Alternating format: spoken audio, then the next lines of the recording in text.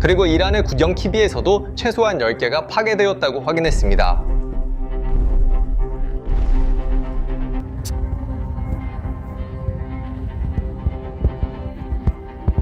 이란 전쟁은 더 이상 전선에서 싸워지지 않고 있습니다. 테헤란의 거리에서 벌어지고 있습니다. 이스라엘과 미국의 가미카제 드론이 이제 수도의 하늘에 나타나 체계적으로 정권의 40년 된 내부 보안 기구를 목표로 삼기 시작했습니다.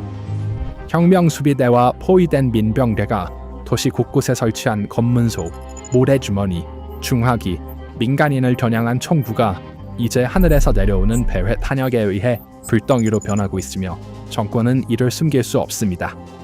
이란 국영 텔레비전은 테헤란에서 최소한 10개의 검문소가 완전히 폭파되었고 전국에 더 많은 장소들이 표적이 되었다고 생방송 중에 인정할 수밖에 없었습니다. 이것은 적의 선전이 아닙니다. 이것은 정권 자체의 입에서 나오는 붕괴의 고백입니다. 정권의 처형자들, 2026년 1월 학살을 실행했던 바로 그 구조가 이제 그들의 수도에서 사냥당하고 있으며 미국은 A-10 워투호그를 사용하여 이 작전을 이란 영토로 확장하는 것을 고려하고 있습니다. 만약 이것이 발생한다면 전쟁의 규모는 완전히 바뀔 것입니다. 시작합니다. 2월 28일부터 3월 10일까지 미국과 이스라엘은 이란의 전통적인 군사 인프라를 공격했습니다. 미사일 기지, 지하 벙커, 공항, 정유소, 지휘센터. 이들은 전형적인 군사 목표였습니다. 목표는 이란의 공격 능력을 제거하는 것이었습니다. 이 과정에서 하메네이가 사망하여 권력 공백이 생겼습니다. 50명 이상의 장군이 제거되었습니다. 무즈타바는 정당성이 부족합니다. 8,800만 명이 붕괴할 수 있습니다. 이러한 공황 속에서 검문소가 설치되었습니다. 정권은 군사기지를 포기하고 테헤란의 거리, 학교, 그리고 모스크로 흩어졌습니다. 수백 개의 검문소의 목적은 세 가지였다. 봉기를 막고 탈출을 저지하며 정권이 여전히 존재한다는 환상을 유지하는 것이었다. 그들은 외부의 적보다 국내의 국민을 훨씬 더 두려워했다. 이란 국민의 자유를 위해 미국과 이스라엘 공군은 3월 10일부터 11일 사이에 그들의 목표를 정권의 국민 통제 기구로 변경했습니다. 포위된 검문소, 내부보안본부, 거리의 순찰 차량, 세파은행 데이터센터.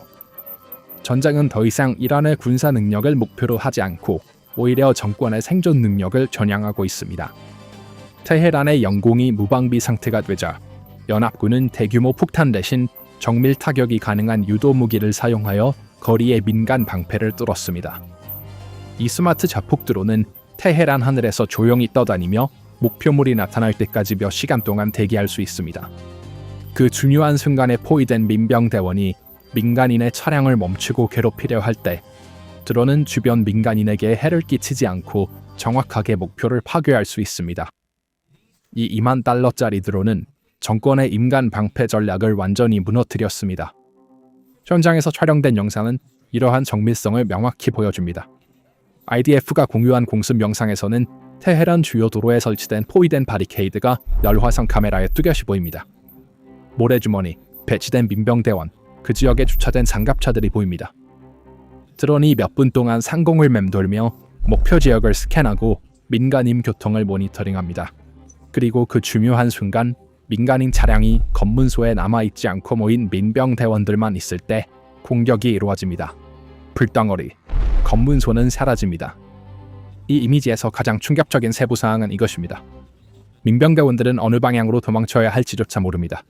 일부는 차량을 버리고 드론에 더 쉬운 표적이 되는 열린 지대로 달려갑니다. 다른 사람들은 건물 사이에 몸을 숨기려고 하지만 드론은 이미 건물 위에 떠 있습니다. 공습 시 훈련된 군사 부대가 보여줘야 할 체계적인 분산 절차는 없습니다. 오직 공포와 도망뿐입니다. 이것은 포위가 진정으로 무엇인지 드러냅니다. 비무장 민간인에게는 대담하지만 실제 군사 위협 앞에서는 무력한 구조입니다. 그러나 반대편에는 전장을 완전히 지배한 미국-이스라엘 동맹이 있습니다. 두 개의 뚜렷한 문화, 두 개의 뚜렷한 군사 교리가 작전 전장에서 완벽한 리듬을 이루었습니다. 유출된 무전 통신은 테헤란 상공에서 미국과 이스라엘 조종사들 간의 여유롭고 자신감 있는 대화를 드러냅니다. 당신과 함께 싸우게 되어 큰 영광입니다. 당신은 훌륭한 일을 하고 있습니다. 정말 감사합니다. 마찬가지로 여러분도요. 밖에서 안전하세요. 또 봐요. 하늘에서의 절대적인 지배를 요약하는 여유롭고 자신감 있는 대화. 수십 명의 바시지 민병대원이 몇 분 만에 사망했습니다. 검문소는 불덩이로 변했습니다. 열화상 카메라로 촬영된 민병대원들이 무기를 버리고 도망치는 장면이 전 세계에 방송되었습니다. 그렇다면 드론이 테헤란에서 이렇게 자유롭게 날아다니는 이유는 무엇일까요? 답은 간단합니다. 정권의 눈은 오래전에 뽑혔습니다. 전쟁 첫 열흘 동안 연합군은 3,000개 이상의 전략적 목표를 초토화했습니다. 이란의 방공망, 조기경보 레이더, 미사일 배터리가 완전히 파괴되었습니다. 테헤란 상공은 열린 고속도로입니다. 방공망이 무력화되면 저고도로 미끄러지는 무인 항공기를 감지할 메커니즘이 남아있지 않습니다. 그리고 이 맹목 상태는 이스라엘 드론뿐만 아니라 훨씬 더 파괴적인 플랫폼을 고려하는 미국에도 문을 열어줍니다. 보고에 따르면 미국은 혁명수비대와 바시지 부대에 대해 10대의 워트호그 공격기를 배치하는 것을 평가하고 있습니다. A10은 단 하나의 목적, 지상군을 전멸시키기 위해 만들어졌습니다. 30mm GAU-8 대포를 장착하고 있으며 분당 3,900발을 발사하여 장갑차를 버터처럼 뚫습니다. 이 무기는 탱크, 호송배, 참호 속의 병력을 사냥하도록 설계되었습니다. A10은 평범한 항공기가 아닙니다. 비행기를 둘러싼 거대한 총입니다. 이라크에서 3월 12일까지 A10이 이미 배치되어 이란 대리군의 위치를 무너뜨렸습니다. 모술과 바그다드에서는 이란 지원 민병대의 본부, 장갑차, 탄약고가 몇 시간 만에 잔해로 변했습니다. 그러나 같은 플랫폼을 이란 본토에 직접 사용할 수 있을까요? 그러나 이란 영토에 A10을 배치하는 것은 상당한 도전을 제기합니다. A10은 느리게 저고도로 비행하여 휴대용 대공 미사일과 이란이 민병대에 배치한 358개의 체류형 지대공 미사일에 취약합니다. 픽업 트럭에서 발사된 단일 미사일이 수백만 달러의 항공기를 격추시킬 수 있습니다. 게다가 이란은 광대한 영토입니다. 민병대는 민간인 인구 사이에 자리 잡고 있으며 끊임없이 이동하고 있습니다.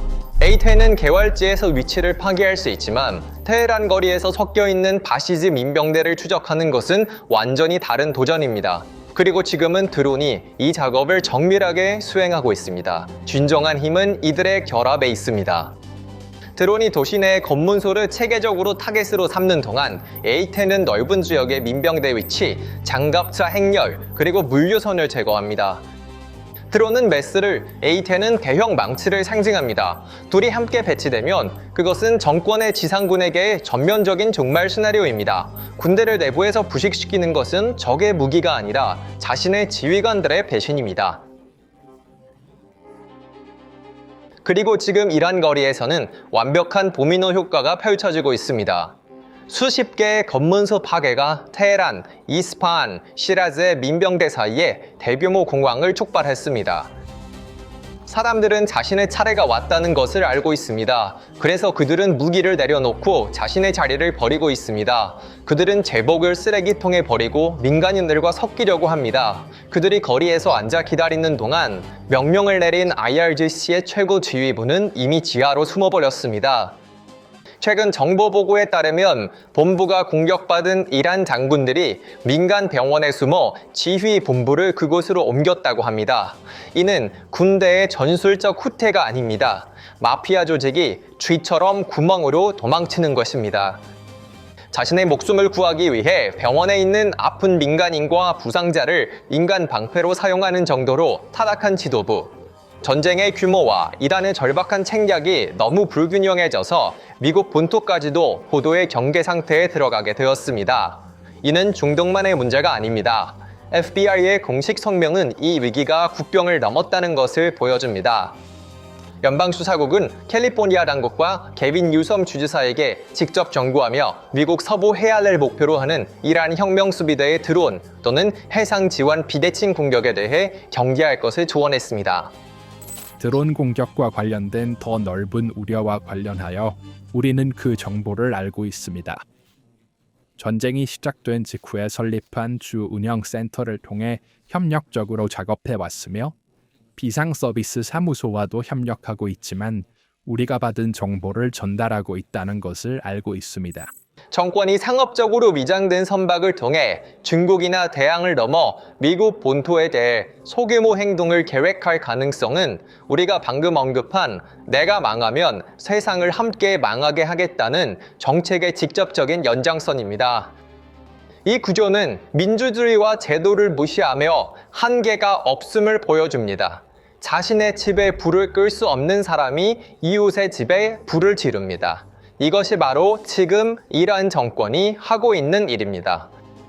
내부 통제를 완전히 상실하고 거리의 질서를 유지할 수 없으며 지휘 체계가 끊어진 상태에서 혁명 수비대는 목표나 논리를 고려하지 않고 전략적 맹목과 절망에 의해 무차별적으로 공격을 시작했습니다.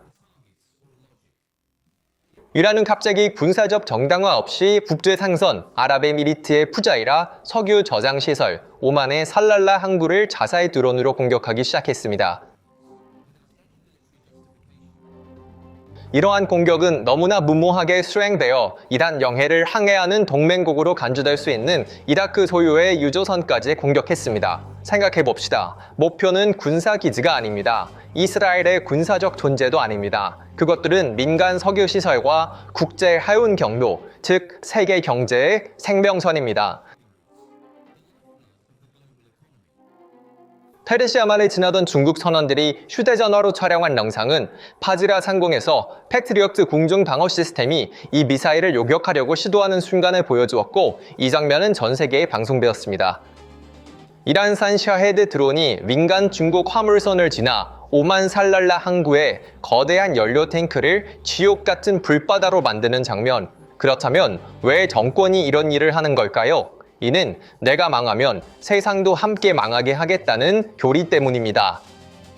이란은 이웃 아랍 국가들인 사우디아라비아, 아랍에미리트, 오만을 이 분쟁에 끌어들여 전쟁을 지역화하고 여러 전선에서 미국을 지치게 하여 숨쉴 공간을 만들기를 희망하고 있습니다.